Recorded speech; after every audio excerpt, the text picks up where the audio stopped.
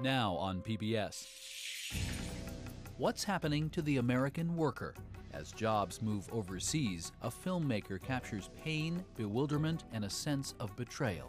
I'm seeing people who are still unemployed or who have become newly employed in jobs that are maybe 2 or 3 notches down from where they were. Jobs that pay significantly less, jobs that have significantly less benefits. And cameras in the Sudan document the tragedy in Darfur as human rights advocate Samantha Power finds that those who fled their shattered villages to refugee camps are still being terrorized. And so what they're doing is a systematic campaign of gang rape. All that on Now. With David Brancaccio. The weekly news magazine from PBS. Funding for Now has been provided by the Town Creek Foundation and by contributions to your PBS station from viewers like you. Thank you.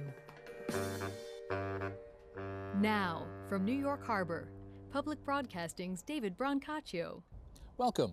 I thought I'd heard it all in my long years covering the shifting world economy, but I came across a pair of numbers that stopped me in my tracks the other day.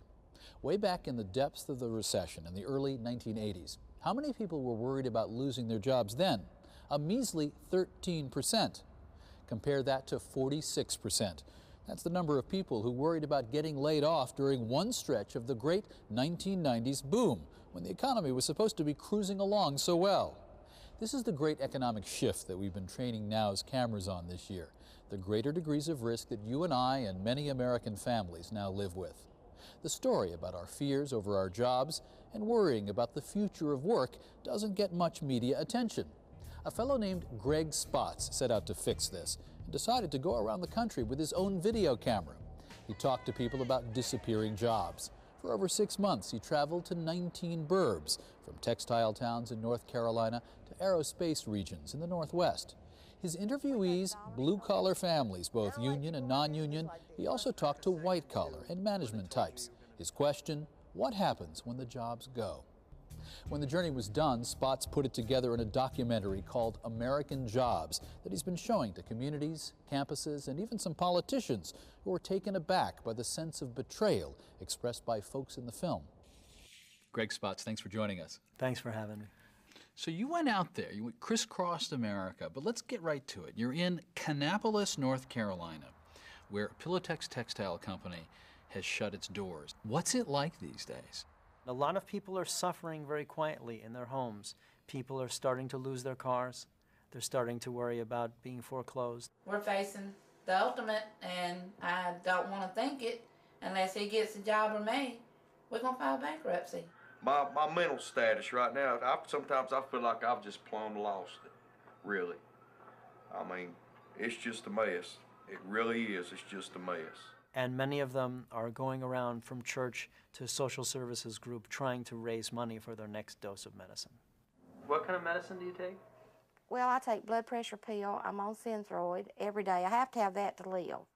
You know, I go beg my doctor in Concord if I'm close enough to Synthroid running out to give me a couple to do me till I can get some, or a little sample pack. I have the medical insurance and the bankruptcy coming out, plus the regular taxes that you have to pay out of your paycheck. So after all that's said and done, I probably bring home $50 every 2 weeks. After talking to factory workers in North Carolina, Greg Spots flew to Seattle to speak with laid-off tech workers who were experiencing the same struggles. Just a few years ago, we were being told Americans are going to move up the value chain. We're going to be in computers. And if some, low-end manufacturing jobs go overseas, that's just part of our own migration up. But in fact, the low-wage countries have targeted every job up and down the value chain. India and China want to develop biotechnology. They want to develop the next Wi-Fi. They want to develop the next high-definition television standards. They're not just trying to pick off sort of the crumbs that we're going to leave behind. And this is a whole new challenge that we really haven't even started to address. I mean, you see college-educated, middle-class people seeing these effects. There's a part of your film where you're in the Pacific Northwest. The company is Watchmark.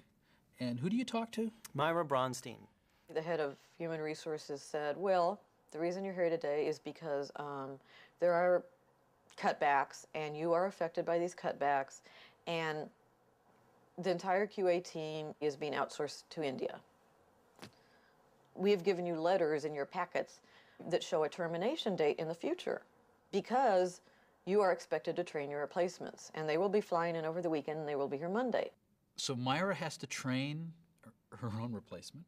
Yeah, and this is a knowledge transfer, taking know-how that was generated here and sending it to a third-party company in India.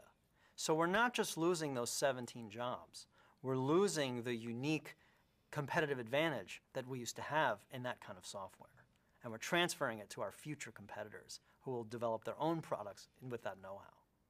Typically in this outsourcing discussion, you think of a US-based company perhaps hiring a cheaper worker in, say, India or China, and then they have to fire the person in the United States. But there was quite a wrinkle on that in your film. You're in the Orlando area.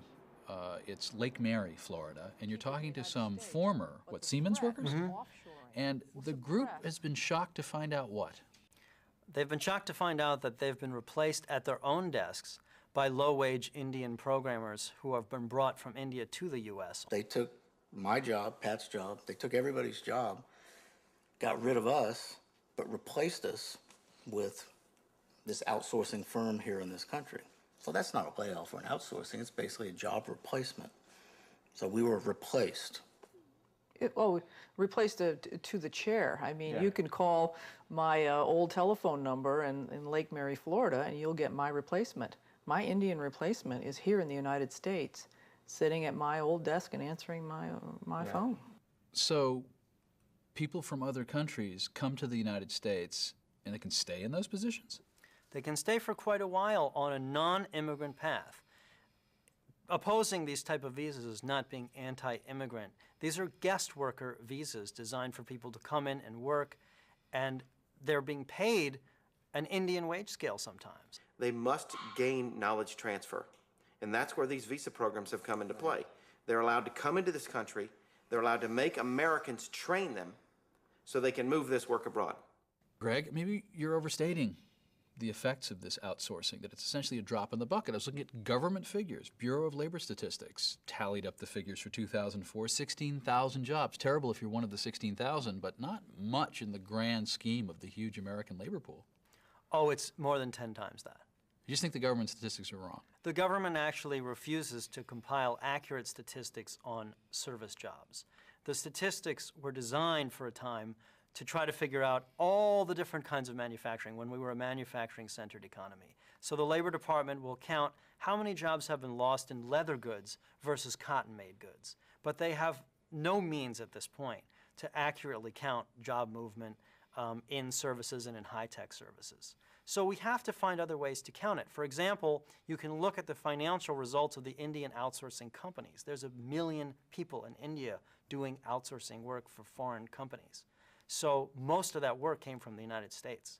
We don't know if there's a one-to-one relationship in terms of the jobs lost versus jobs gained, but that's one indication.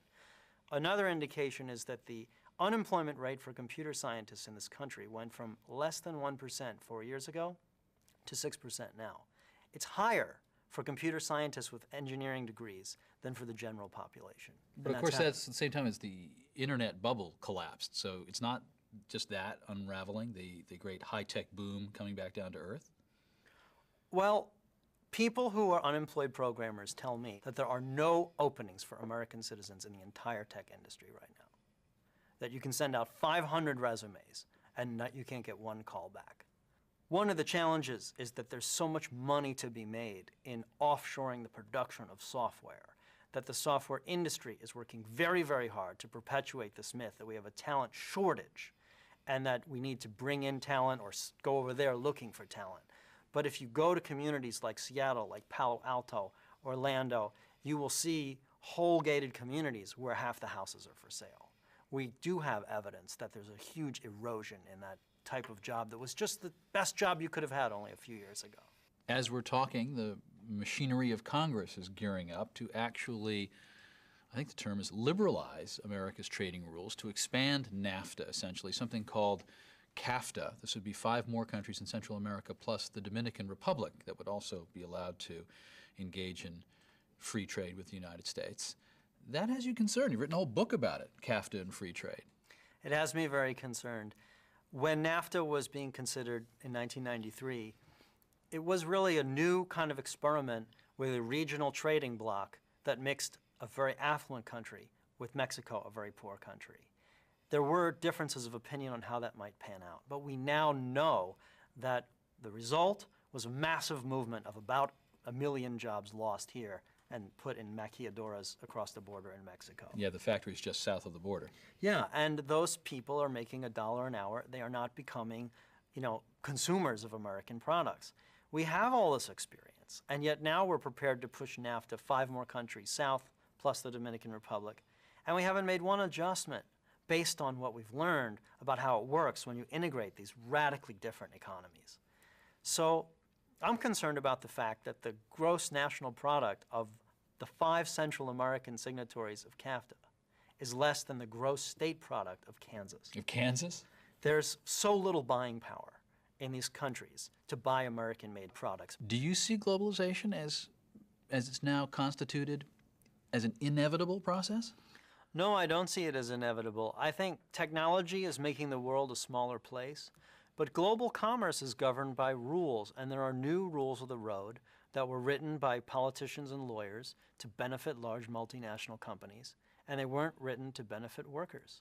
And I think there's different ways those rules could be written, and I think we need to open a dialogue as to what the alternatives might be. Greg Spotts, director of the documentary American Jobs and author of the book CAFTA and Free Trade, What Every American Should Know. Thank you very much. Thank you.